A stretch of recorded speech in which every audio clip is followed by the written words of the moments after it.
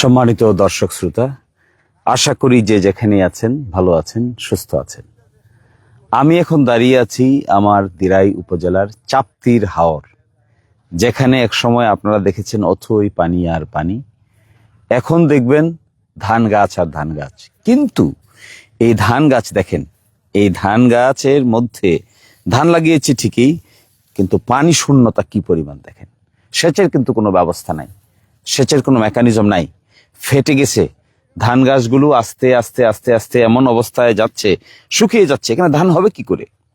এই ধান গাছগুলো বড় হয়ে ধান ধরতে হবে তো এখানে।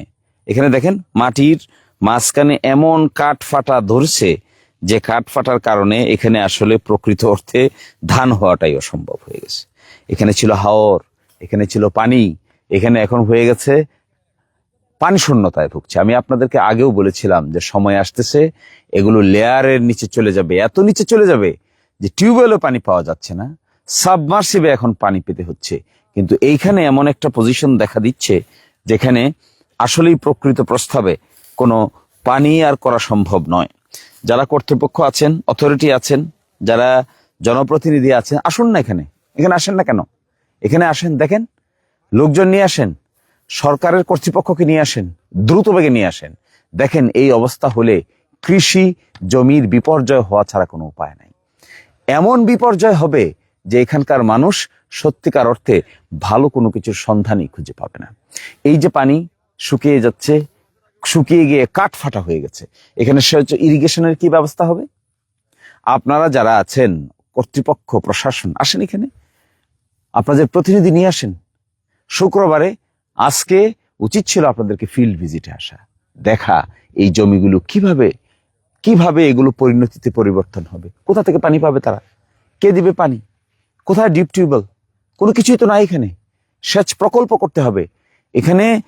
উত্তরবঙ্গে যেরকম করে উঁচু জমিতে সেচ প্রকল্প করে ইরিগেশন ব্যবস্থা করে, এই ইরিগেশন ব্যবস্থা না করলে তো এখানে কাজ হবে না।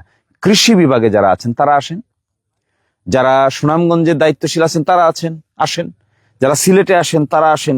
হাজার হাজার হেক্টর জমি, লক্ষ লক্ষ পরিমাণ ধান উৎপাদন হবে এখানে। যদি তা করতে না পারি আমরা, তাহলে কিন্তু বড় ধরনের বিপর্যয়ের মধ্যে পড়বো আমরা। আমি আপনাদেরকে দৃষ্টি আকর্ষণ করছি, বিশেষ করে সরকার তো গঠিত হয়েছেন, সরকারের দায়িত্বশীলদেরকে এখানে জায়গা দেন, তাদেরকে বলেন আসতে, মাপামাপি করুক, দেখুক পরিবেশের কি জায়গায় কি বিপর্যয় হচ্ছে, এই বিপর্যয়টাকে কিভাবে রক্ষা করা যায় চিন্তা ভাবনা করেন। সায়েন্টিস্টদেরকে ডাকেন, বিজ্ঞানীদেরকে আনেন, সমাজকর্মীদেরকে আনেন, পরিবেশ কর্মীদেরকে আনেন, এনে এখানে কর্মকাণ্ড পরিচালনা করেন। যারা জনগণের দায়িত্ব পেয়েছেন, আমি এক্সপেক্ট করব আপনারা আসেন এখানে। আপনারা না আসতে পারলে আপনাদের প্রতিনিধি পাঠান, হাওরে দেখেন কি হচ্ছে। শুধুমাত্র আরাম কেদারায় চেয়ারে বসে থাকলে তো আর দায়িত্ব পালন হবে না। কিভাবে দায়িত্ব পালন করবেন আরাম কেদারায় বসে? এখানে এসে সুন্দর করে আপনারা আপনাদের অফিসিয়াল স্টাফদেরকে নিয়ে এসে, সরকারি স্টাফদেরকে নিয়ে এসে অ্যাসেসমেন্ট করেন, কৃষকদেরকে ডাকেন, মত বিনিময় করেন কিভাবে এই বিপর্যয় থেকে রক্ষা পাবে। আজকে তো এই দশা দেখছেন, আগামী 2-4-5 বছর পরে তো আর কিছুই থাকবে না। তো আমি আপনাদেরকে আহ্বান জানাবো, কৃষিকে বাঁচাতে হবে, বাঁচাতে হবে এই জমিনকে, বাঁচাতে হবে হাওরগুলোকে। আর না হয় দিহারাই সাল্লার মানুষ বাঁচবে না। তারা যে যেখানে আছে, যেভাবেই আছে, তাদের পক্ষে এই জমিকে যদি প্রোটেকশন দেওয়া না যায়, তাহলে তাদের পক্ষে এগুলো কোনোভাবেই সম্ভব হবে না। তো আমি আপনাদেরকে আহ্বান জানাই, আসেন সকলে মিলে এখানে কাজ করেন। কে সরকারি দল, কে বিরোধী দল, এগুলো মাথায় নেওয়ার দরকার নাই। সকলে মিলে এখানে কাজ করেন, প্রশাসনকে ইনভলভ করেন, বিজ্ঞানীদেরকে ইনভলভ করেন, সমাজকর্মীদেরকে ইনভলভ করেন, পরিবেশ কর্মীদেরকে ইনভলভ করেন। এরপরে দেখবেন সত্যিকার অর্থেই জনগণের মধ্যে স্বস্তি ফিরে আসবে। আশা করি দ্রুত উদ্যোগ নেবেন, কার্যকর উদ্যোগ নেবেন, কৃষকদেরকে রেখে মত বিনিময় করবেন।